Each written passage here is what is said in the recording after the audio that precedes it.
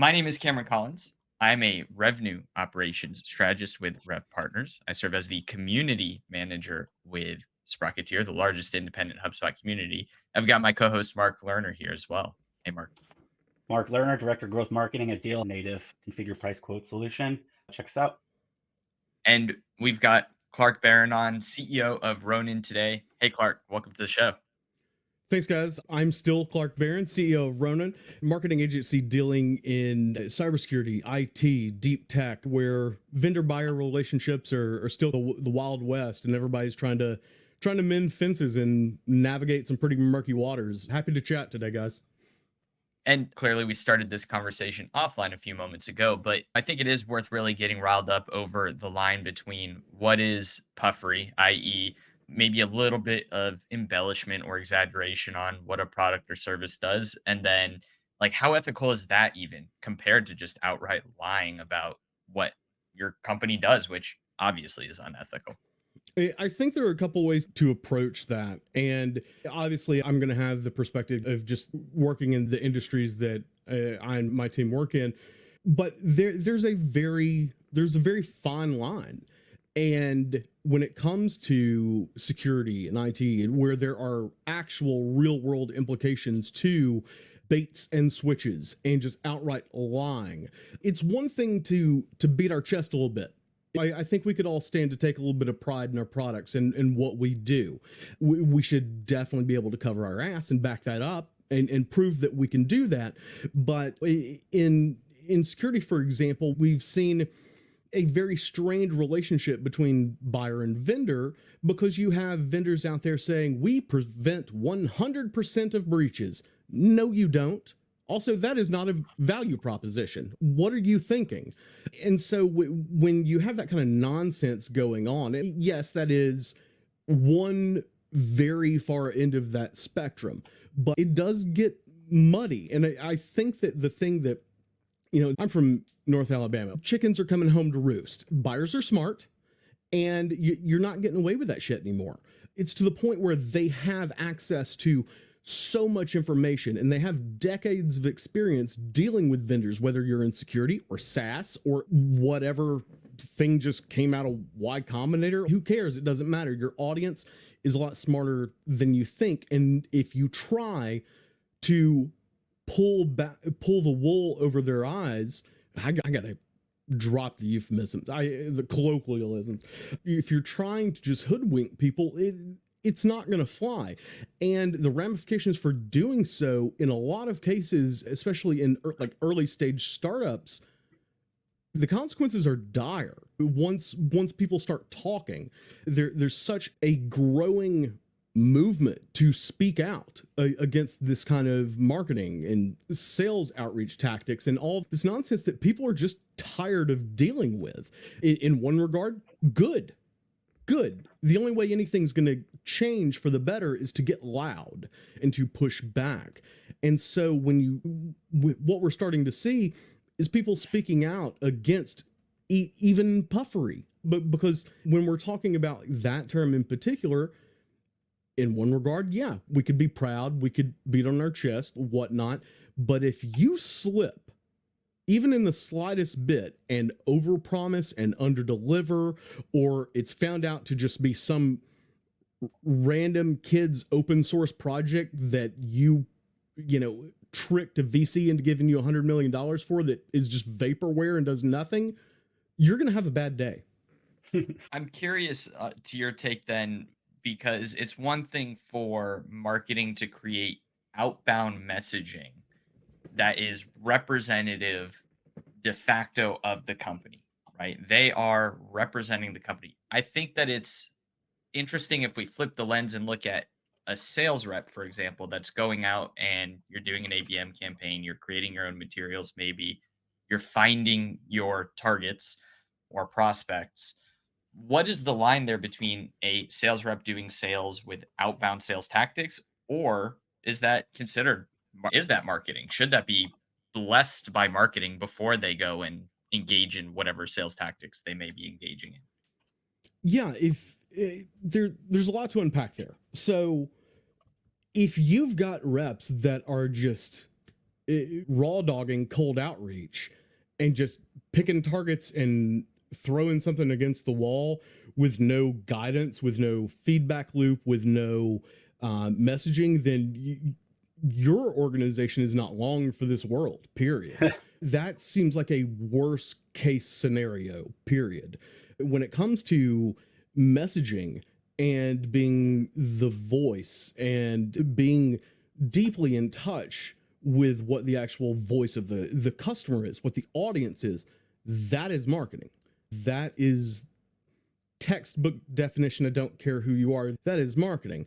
And so if we have folks just either going against that, or if your organization, if your teams cross-functionally are structured in a way that doesn't enable that process, you don't know what you're doing.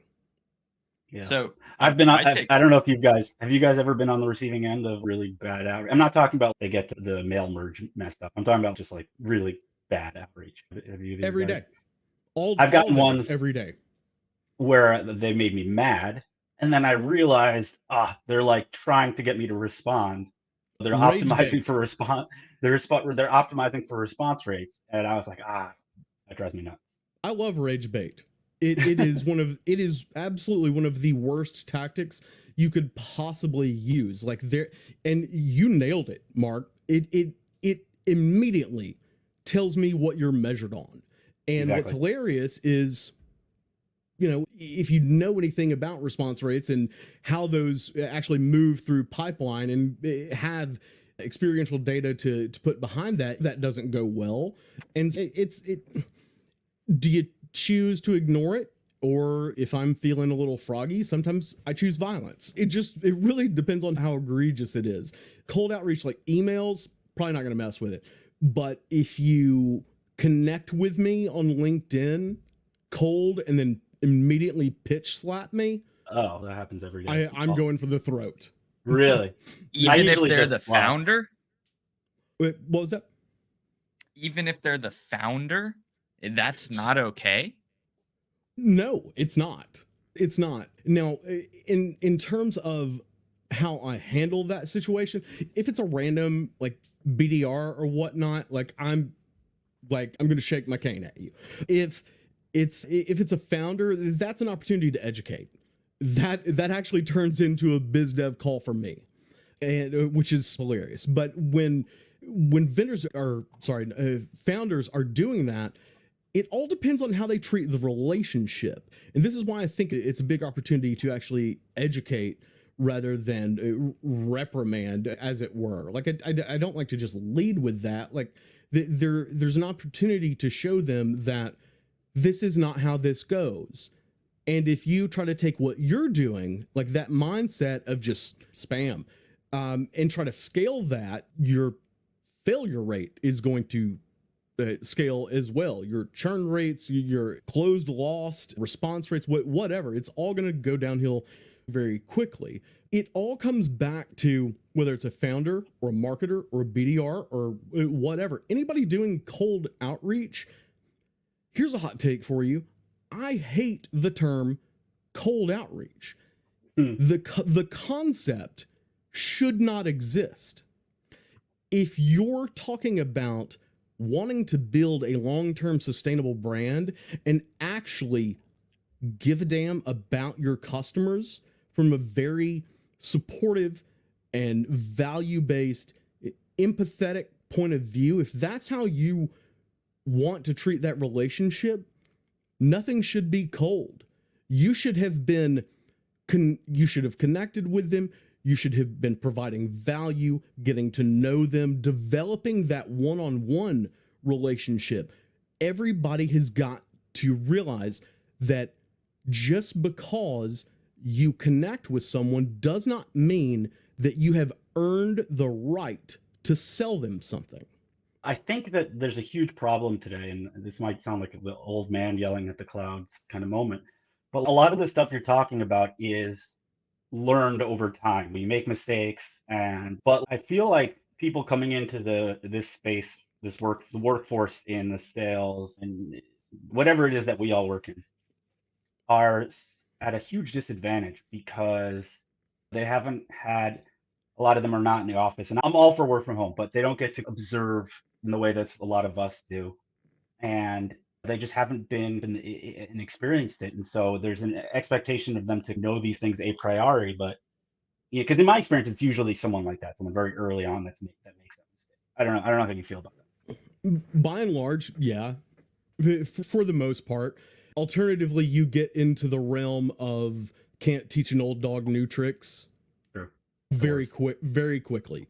You see this with a lot of like career enterprise AEs that are like, nope, I want it on a silver platter, ready to close right then. So it's a far range of like how they approach it and the ways in which you can effectively deal with it. And we should have internal training, industry specific, vertical specific training. We should have these sort of programs. And I think a lot of times that, like, especially with anybody doing cold outreach, like they're just thrown to the wolves. It happens with marketers all the time as well, especially in security. If you don't know the ins and outs of that buyer vendor relationship, let alone be able to like at least hold your own, technically speaking, that can be taught and usually is. But what is often overlooked is relationship dynamics and how to approach contacting someone, the way to engage with them, the way to speak their language. And that, regardless if you're fresh off the boat or an industry vet that is just stubborn, you've got to have some self-awareness. You got to take a hard look in the mirror. And if I try to give people the benefit of the doubt, if you don't know, you don't know. And when that, like you said, that happens a lot with newer folks, it's on the rest of us that know better to remedy those issues. How about the cold call and the one call close? And obviously that's a quote unquote sales motion, but if a company isn't actually warming up those contacts, there's not inbound messaging or marketing to these people ahead of time, and it is truly a cold outreach with a cold call with an intention to close a deal on one call. Is there, from a marketing perspective, is there any type of opinion or feeling about that? Or, hey, if it works. Yeah. That's one of the dumbest ideas I've ever heard in my entire life. That is some Wolf of Wall Street bullshit. That's not real. That's not real. Especially if you're in adult B2B, as it were. Like if you're, and I take that as you will, but it's the truth. If you're in that world and know what it takes to close like enterprise deals, no one's gonna one tap a $200,000 security tool. It's not happening, period. And I know that's industry specific, but that's why I say, unless you're just peddling something to someone that doesn't know any better, I can't in good conscience say that there's any validity to that strategy whatsoever when there is no basis for them to actually give you their money.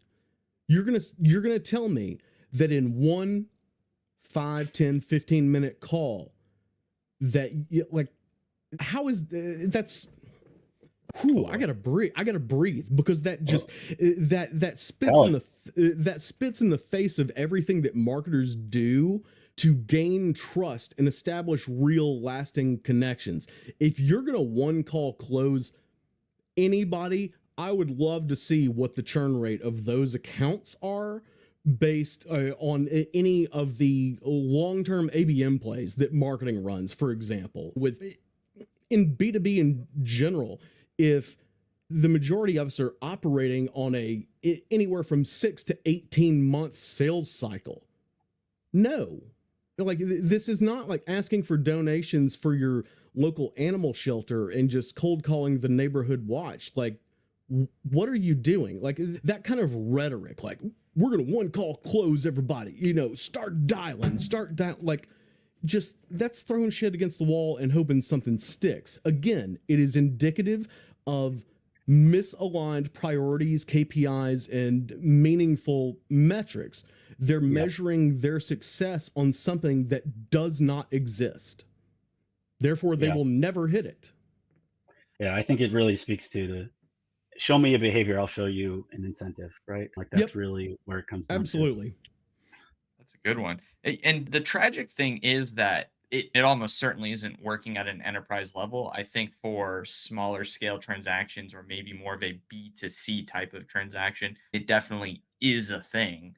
But the tragic flip side is unequivocally the companies that are relying on, say, a one call close and a cold call outreach and no longer term play to build value, turn rates are high, and you're constantly filling just net new and you're chasing this treadmill. And the only way to grow is to hire more reps because for every deal you close, you have the level of churn. And in order to increase sales, you have to hire more people and they have to be competent and they have to be meeting quota. And it just becomes this really tragic treadmill. The only people who win there are the oftentimes executives who maybe get to sell out and cash out and leave everyone else high and dry. But it is definitely not a way to provide long term value. Yeah, that is 100% the business model of VC culture, period.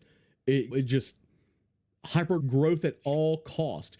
Let's pump as much money as we possibly can to try to scrape out whatever we can before the runway runs out and everything crashes and burns. If you're a marketer in that situation, that is an absolute nightmare. If you're a sales rep there, that is also a nightmare. You know, that is one of those things about early stage startups, VC cultures that I speak out about a lot because there are a lot of founders, there are a lot of marketers and even sales folks that like don't understand what they signed up for. They didn't understand what the big play was from the beginning.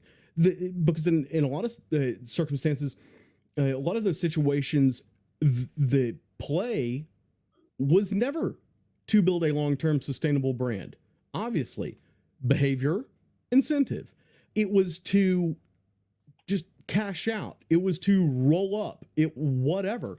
And so a lot of these marketers are going, I've only been here for this long and we're done. And they just get in that cycle of finding gigs like that. Their mental health suffers. They get burned out. And we have to eventually confront the stark reality that in those particular organizations in that lane, the only reason any of you are there is to buy one of those assholes another boat, not build a brand. Who owns quality of the leads going through the pipeline? Marketing. All the leads? Why not? Is there a world where it makes sense to be giving the sales reps the responsibility of go out, source the leads, create your own ABM play, and effectively you're doing marketing's job, but go do all the motions yourself? That's why I say marketing. You notice that a lot of the BDR functions now has been dumped on demand generation because sales doesn't want to do it anymore. Even though I hate the organizations that structure like that, it's a double-edged sword, but because I understand it. Because if somebody's got to take care of the BDRs, for example, it should be marketing. And that's why my immediate answer was marketing, even though I know when we're talking about sales source pipeline, a lot of that in modern organizations is actually falling under marketing. So if there is an opportunity to source leads with those particular outbound motions, then you want marketing to be able to shape the messaging, to shape the segmentation and the actual targeting and inform them about the people they're actually going after. And so that's what will actually create better quality leads coming in. Regardless of where your handoff is, as it were, marketing is in charge of the quality of leads, period. They are the voice of the customer. They should know how to qualify that. That's not to say that sales is still very much on the hook for providing a feedback loop to better those processes. and refine the qualification process. It's definitely a two-way street.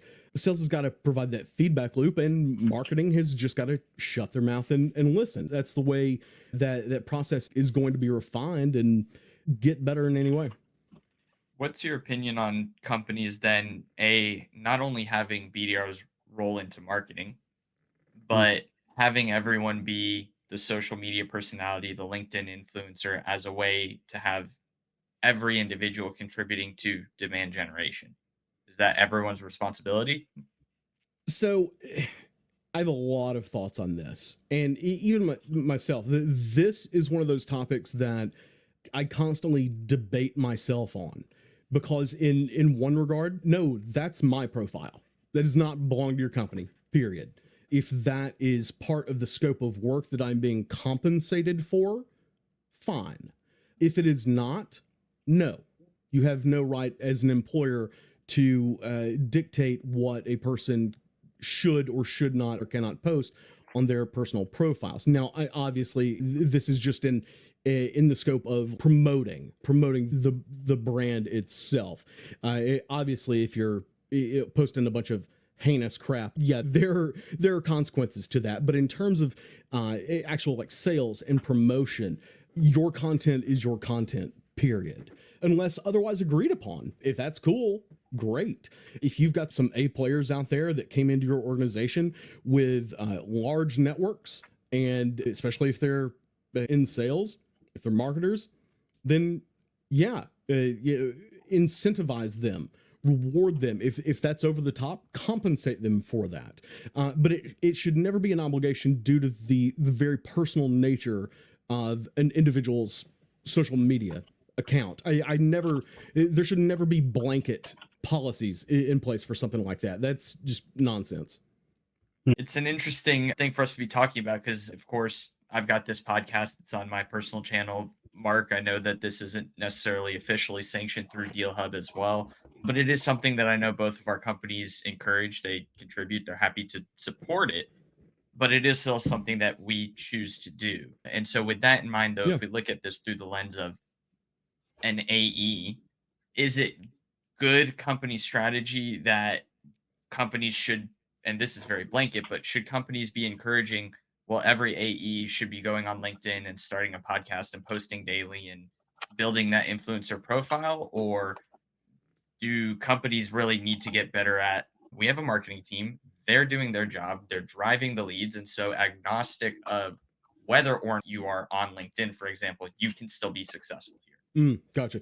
Yeah, so that's where it gets a little blurry. Now, obviously, when it comes to AEs and any other sales professionals, like, they are monetarily incentivized to do that. And so when we're talking about outreach and relationship building and whatnot, yes, that should always be encouraged. If you decide to do that through very specific targeting and DMs and connections and building that network on the back end, there's a way to do that. Great. If you decide that you want to start creating valuable content and whatnot and trying to push to become more of an authority in the space, great. You should be supported in that. But the reason and this is where, depending on which way the wind's blowing, I see both sides of it. We shouldn't be dictating that they have to do that, because if they don't, they're missing an insane opportunity to build their network and line their actual pocketbook. So it's just going to be the culling of the weak. But that the onus should be on them. That should never be something that is dictated or mandatory from a company, surely based on the fact that this is my personal profile, whatnot. If there's a way that I can support the marketing team with the company page, or the founder, that the CEO or whatever, with their content or distributing that, happy to help out, whatever. But if you're not, if you're making those kind of asks of people and voluntelling people that they're going to do that, when it's not something that they originally agreed to, they didn't know it was coming, it wasn't in the original agreed upon scope of work before they started, that could all be nipped in the bud. You don't have to have that it's just unnecessary confrontation. Yeah, I think another way to frame it is even a sales rep who wants to be on social media, sees the opportunity to build authority and wants to seize that. I don't think they're going to not use that opportunity. But if we look at it from the lens of the company, I think it's probably not a good business model if you're going to sit here and tell all of your employees, listen, the only way you're going to succeed here is to be on LinkedIn, unless that's a Mm-hmm. part of it's in the job description and that's just baked into the role and that's how it is. But Right. if there's a bait and switch of, listen, come on board, we have a marketing plan, we have a team, and when in the first 30 days of onboarding training, you're talking to the other sales reps and they're like, listen, if you don't build your own pipeline by getting on LinkedIn and building your own authority, then you're toast, then it feels like there's a bit of a misalignment there. This is where we get into the realm of personal branding versus pushing the brand that you happen to be employed by. Because consider this. You are one of those marketers. You're one of those sales professionals that wants to be an authority, seen as an authority in whatever space, in what you do on LinkedIn. And the way you do that is how your company tells you. You're pushing all of your company's stuff, you're providing some value, you're doing some education, but everybody knows that at the core, you're doing it because you work there. Now, what happens in 18 months when that company lays you off and everybody goes, they're going to do now? Were you just what plan did you have for this audience when you were building it? Is the only reason that you tried to make these connections with this audience is to monetize it, to leverage it? The value for your audience instantly goes away once you pull back that curtain. And once you pull back the fact that you were hawking whatever brand you were working with, whenever that goes away, you better be left knowing something other than that. If I decided to take an in-house job, which I don't ever see happening again, let's say I did. Everybody knows me for the podcast that I've been on, for Ronin, for being radically candid about speaking out about industry things. And then what happens when all of a sudden I'm working for a company that dictates that this is my content now? No, it's not. If you want to win on LinkedIn, whether it's like on the back end stuff or by posting content and growing a following, you have got to embrace radical authenticity, because you're again, it all comes back to your audience being a lot smarter than you think. And if you're just peddling whatever, then you're going to have to face the very real possibility of that all going away and you be left holding nothing because you weren't actually building a personal brand. You weren't seen, even though you set out initially to be seen as an authority, you weren't. You were just a voice for a company. And once that goes away, they don't associate that authority with you anymore because there's nothing left. I'm curious to hear from both of you because this ties into the concept of dark funnel. For those who don't know, dark funnel is going to be everything that's happening before data enters your CRM and you can start to track it. What do we do about that? Is it a problem?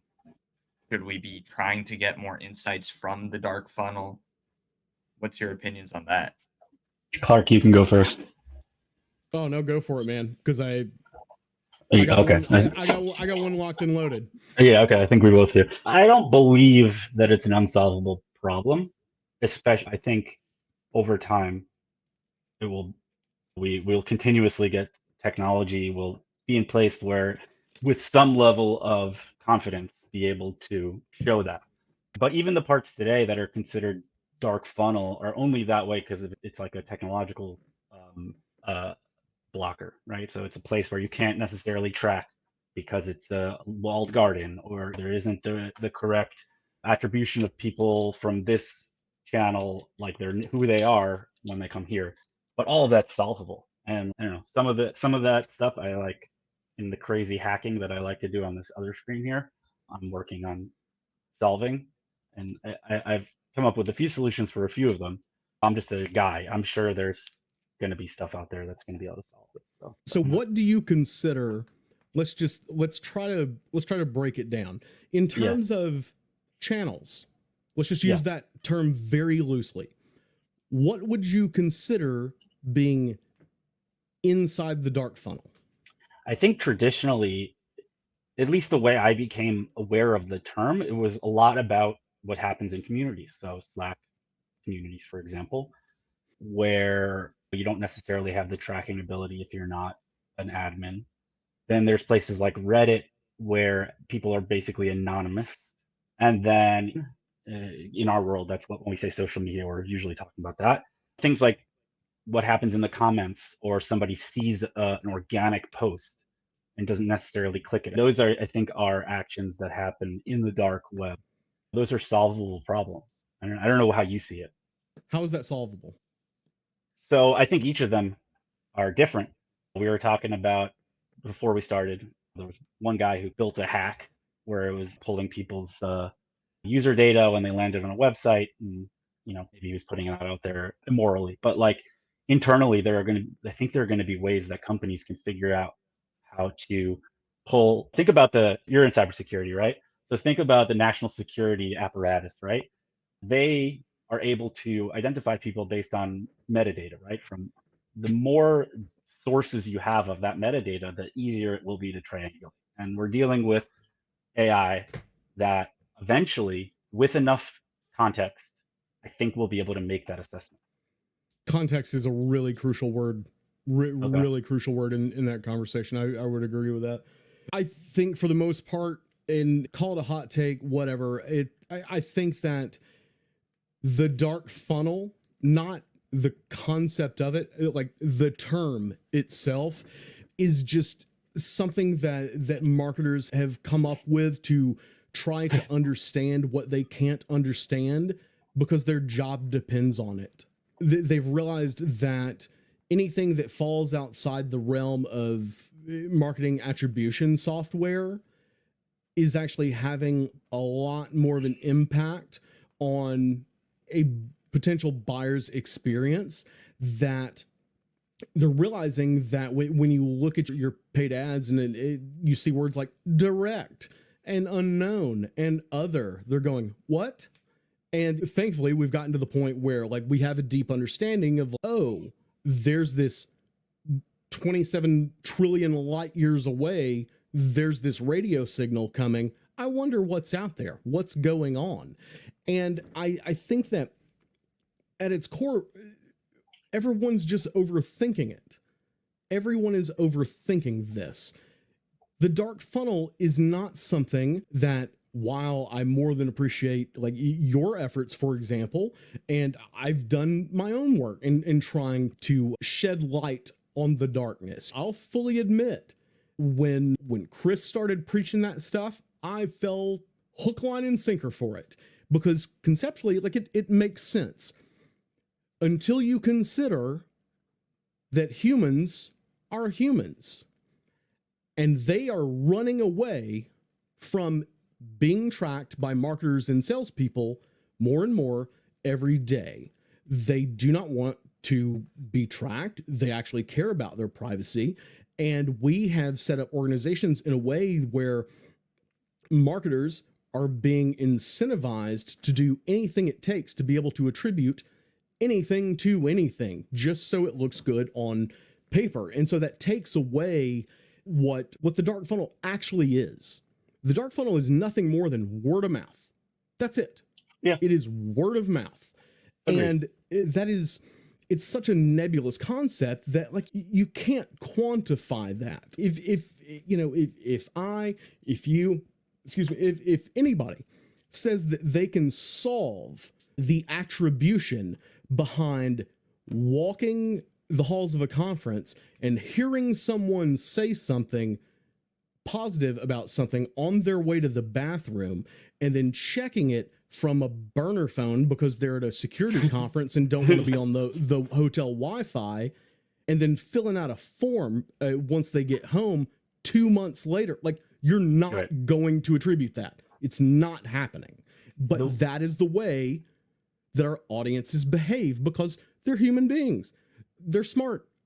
They know Yeah. all the tricks, especially in B2B. Like, these audiences are very well educated on us being on our bullshit. Like, they've figured us out. And so we're starting to see, like, it's time to get good. That's the plan. Like, you've got to get back to the fundamentals. You've got to get back to the psychology of marketing and sales and understanding human behavior. And if you're trying to attribute everything to everything just so it looks good on a Google spreadsheet so you can keep your job, you might do that for a while, but that is not sustainable. Yeah, I think of it less. I agree with you, like, on the whole thing. The way I think about it is less about attribution and quantitative and more about getting as much qualitative background as possible on a given opportunity. So as a marketer, I want to be able to say, hey, this is a lead. These are the touch points they had. This is the context around it. From that, you can then direct your pitch based on what we've inferred their need is. Like, that is the way I think about it. Less about attribution and tracking, because luckily I'm in a great position where I'm not really held to that. It's a great role. I don't have that kind of stress. But I think it's this game of attribution where sales and marketing are fighting, and then, like, who got first touch and last touch. It's just a pissing Fighting. contest. Key Yeah. there. Yeah, I'm not a fan. It's just a pissing contest. It really has Yep. no value. What I'm more interested in is context, right? We talk about context, being able to surface insights and intent signals and what those mean to help people close more deals faster. That's the oil, that's the gold, right? There's so much data, but you have to be able to find the signal in the noise. That is like the problem that I think about. Less about, marketing gets this lead as opposed to sales. Yeah, internal attribution, as in who gets credit for the deal. Yeah. That is such a futile whatever. That is just nonsense. But yeah, when it comes to things like intent data and whatnot, if you can't hold on to the fire hose, it doesn't matter how powerful it is. It's useless if you're not able to analyze that data. And like, I have a huge problem with marketing and sales tech vendors, period. A lot of them are not there to make you better at marketing. They're there to help you keep your job. You ever notice that they're marketing to marketers? What do marketers care about? Keeping their job. And so if I can give you something, some kind of number that you can put down that makes your role, makes your department look good, then you're going to buy it. Because when it comes to things like intent data, once you realize that everybody that has that particular tool, it doesn't matter. If everybody's saying the same thing, then no one's saying anything. It's the same with those kind of tools. If everybody has access to the same data, then no one's winning that race. Also, once you realize how long it takes for those actions to get into those intent data sets, you are too late. This comes back to who are you going to listen to? Are you going to listen to the MarTech vendor that's trying to sell you black box third-party intent data? Or are you going to take a month and talk to customers, talk to your audience, and build a repository of qualitative data that is first party? It is straight from the horse's mouth. If you do that, you will understand how humans actually operate in the consideration phase. If you are trying to action on intent, like third-party black box intent data alone, you lose. You're going to lose the majority of those cases, because if you're not trying to get in touch with them, be in their consideration set, build the brand awareness, provide value, whatever, it at least just, good Lord, buy some ads and just get in front of their face so they recognize your logo. Like, what? Just anything. If you're not doing any of that, then you're just shooting yourself in the foot. And that is part of the dark funnel that everybody's really misguided on how they approach it. Because when we're talking about business decisions being made, the first thing people do is ask their colleagues, ask their peers in their groups, what do you use? Yada, yada, yada. they're going to then do their own research and whatnot. By the time anybody that's like an up and comer in that space gets a hold of that third party intent data set and starts actioning on it, they're so far behind the people that were already in that initial consideration set from the very beginning that they have no chance of closing that deal whatsoever. And it's a question of who are you going to trust to give you correct data? A vendor or your customer? That says a lot who you care about. I think it's interesting how you likened the dark funnel to effectively just being word of mouth, albeit a lot of what's happening is digital because that's how a lot of communication takes place. And so I think maybe one of the most simple things that companies oftentimes want to see, which typically you don't have attribution on, is engagement with social media content, i.e., Yeah. how many likes did a post get and who liked that, so that then we can start to see what do people care about. But Sure. I guess if we liken it to word of mouth, are the biggest companies stressed about who liked their social content, or are they just pumping out so much content and so many resources that it's continuously drawing a crowd? One of the big Yep. companies in our space is Supered, and I know that they've openly said we can't track most of what's happening, but we're putting out so much content that it's drawing a crowd, and that's all we care about. And I think What? that's something that really resonates. Yeah, absolutely. LinkedIn is a prime example of that. Why do you think you keep seeing the same 5 people in your feed over and over again? Because they've figured it out. We're talking about Adam. Yeah, that is his strategy. Period. Just pump and dump as much content as humanly possible. Just get me talking about something. I'm guilty of it. Chris Walker is guilty of it. Like it's part of it. That is how you get in the consideration set. It's building that connection before you're ever shopping, basically. Because before you go shopping, one, you have to know what you need or what you want and be vaguely aware of the people that might be able to get that thing to you. If something is a true need, like if a security team knows that they need something to solve a problem, they're not going to Security Tools R Us and just looking on the shelves. That's just not how that works. They've already had something in mind before they ever started to do that. You have to be top of mind, and you have to, it all comes back to providing as much value as humanly possible, as frequently as possible, and shutting your mouth. Ask for nothing in return. Like I said, 2 things are earned: attention and the right to try to sell somebody something. You have to earn that right. It could be value in terms of strategies or insights about your industry. It could be entertainment. It could be humorous videos, whatever somebody sees as value. Stay in front of them, find out what resonates, and just keep cranking it. Are you going to be able to attribute that every single video or whatever to a one-to-one basis for every single dollar in closed won revenue or qualified pipeline? No, you're not.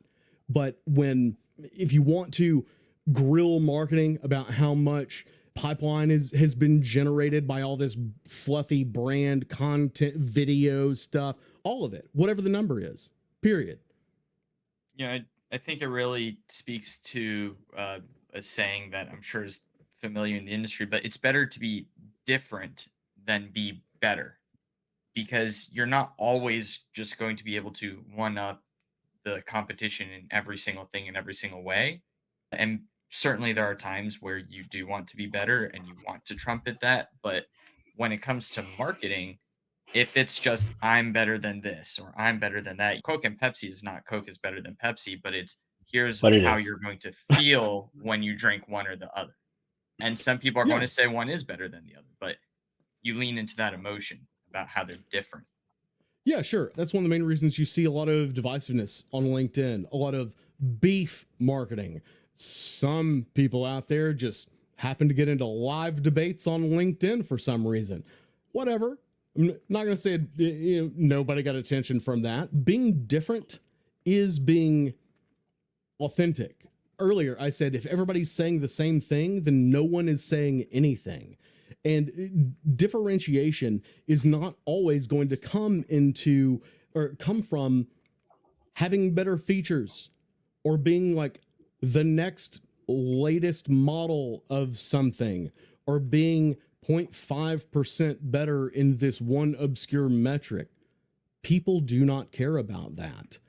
And it all comes back to the consideration set. When they made the decision to start shopping, to start actually evaluating whoever, you have to already be in their consideration set. And you can do that however you want, but all the people that are just arguing and pissing matches with each other about who's got the better features and the better tech and whatnot, have fun with that. Meanwhile, your customers that you lost just signed $1 million multi-year deal with the people that made them laugh on TikTok because they got value from it. That opened up some LinkedIn connections and DMs and started to build a relationship and a rapport and whatnot, and just learn about them before you even had a chance to be seeing their intent data. They made up their mind years before you were even on their radar.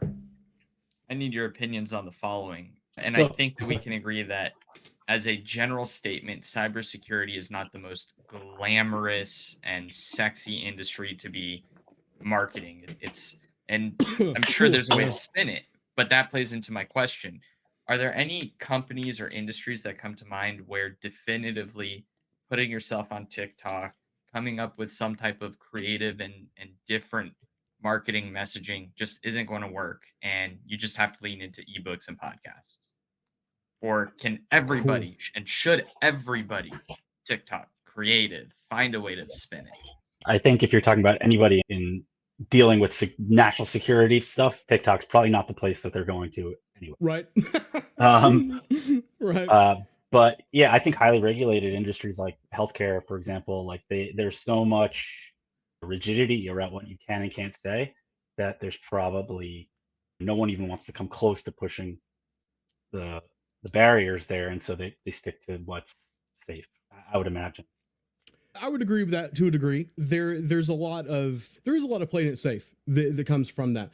To answer your question though, I think we have to split that into two different parts. One of which is the content that you're putting out into the world itself, and then the other half of that is your distribution, like your actual channels, like you say TikTok. At the end of the day, one of the things that everyone's just going to have to realize is that regardless of your industry, regardless of your vertical, regardless of whether or not it's B2C or B2B, you are not marketing to personas. You're marketing to human beings. If you believe for 1 second that there are not 35-year industry C-suite executives that lay in their bed at 11 p.m. scrolling TikTok, you are mistaken. And so it is always going to be worth your time to at least give consideration to something that you have not tried before, because otherwise you do not know if there is an opportunity there and whether or not you are missing it. I always look at distribution and channel before content itself, because you can scan those channels to see if there is content that someone like your buyer might be interested in on that platform. If there is, there's probably an audience for it. It's always worth a little bit of experimentation. Period. You can always cut it loose. But if you don't have the data to make an informed decision, you're not going to know. At the end of the day, we're talking about people, and people do weird shit. People do things that your attribution software, or however meticulously you've tried to map out the buyer journey, you don't know. You're trying to go where the puck is at rather than where the puck is going. Like, You're never going to figure that out because we're dealing with humans on an individual basis. Now, if we have enough of that data, like we can start to make some educated decisions and create some actionable data sets. But without that data, you don't know. Clark, I'm going to end us with this question that I'm very eager to get your feedback on. And I've had mixed responses over the years as I've asked various professionals about it. But when it comes to putting pricing openly on a website versus gating it behind a demo or a request form, what's your opinion on that? Is there a blanket opinion or does that become very specific? Just do it. Who cares? Like, that is one thing. That is another overthink that is had more time wasted on it than a lot of things by a lot of companies. At the end of the day, who cares? Who cares? Just put it on there. What are you trying to hide? Because as we've talked about, your audience is smart. They have to consider price in their consideration phase. It's going to happen. So why are you gatekeeping that? Again, we're not personas, human beings. What do you do if you walk into the Apple store and they go, give me your email first and then I'll tell you how much this is? No, thanks. No, it's not how this works. I don't understand why information that is crucial to helping your potential buyers make an educated and informed decision is being withheld from them. Why? So we can just run up the scoreboard on touch points? So we can make ourselves look better? Like, what are you doing? It's all self-servicing and not in service of your audience, your potential customers, and they're going to see right through that. The lawn guy's here. Sorry, yeah. I don't know if anybody heard that, but yeah, it's like, why not? And if you can't, if you're in a space where, yes, deals are made, everybody knows that. Ballpark it. It doesn't matter. If you're not some 3-tiered, here's the popular version SaaS thing out there. If you're in B2B and the scope of work or features or whatever is all over the place, there's a ballpark you can give. Period. That's enough. I don't understand why things like that are gate kept. I'm of the opinion it's either give your pricing or don't. But what you should not do is have a pricing page that shows a bunch of features and all of the under it just says call for pricing or sign up here for that pricing. That to me is the worst. I'm you don't coming want to have pricing, to your house. Right. If you don't want to have pricing, calling the police. Yep. Right. Fine. If you want to have pricing, even better. But do not have a pricing page that doesn't have pricing. To me, that's a huge just pet peeve. Yeah. That infuriates me. I do think we're coming to a point in the future, in near future, especially in SaaS, where as everybody incorporates these different AI pieces to their products, there is going to be a usage element to pricing that's going to make it much more difficult to easily digest it on a website. It's going to be like 0.1 cent per token. It doesn't really mean much on a pricing page. So it might get a little bit more complicated. I've heard a lot about those experiments happening, but I always come back to keep it simple, stupid. Yeah. Like, what is the point in that? And you're like, oh God, that's it. It is solutionism at its finest. It's providing a solution to a problem that does not exist and has nothing to do with considering what your audience actually wants or what would help them the most. It's all self-serving. I don't get it. I've got to say, this has been one of our most insightful discussions. Clark, thank you so much for joining us on the SprocketPod. For those of you who don't know, my name is Cameron Collins. I am a community manager with Sprocketeer. We're the largest independent community for HubSpot admin. If you're not a member, do check us out. We have over 3,000 members in there. And if you're not familiar, do also check out Deanna Gloff and Kyle Jepson on the HubSpot admin, HubSpot user group, Tuesdays at 10 a.m. Central. If you enjoyed this episode, we do all of our live streams Friday at 10:30 Central Time, just like we did this one. And then we have all of our previous episodes on Spotify and YouTube, edited and clipped together nice and pretty. So you can view all of our previous episodes there. Clark, thank you again so much for joining us today. Mark, always a pleasure. And everyone, Sprocket on. Have a great weekend, everybody. Thanks, guys.